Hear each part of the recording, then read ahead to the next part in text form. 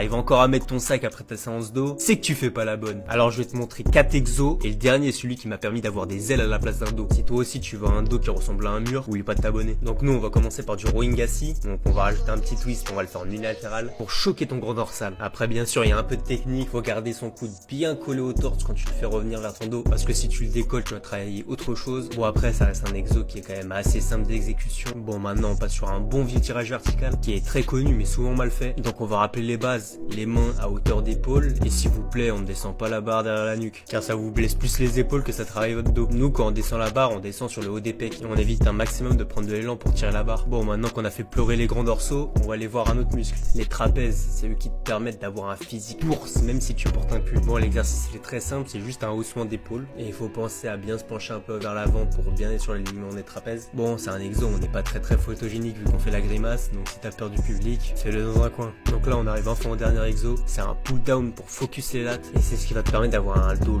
large. Pour comprendre le mouvement, faut vraiment sentir que ses coudes rentrent bien dans le dorsal. Bon si t'as kiffé, envoie un petit com.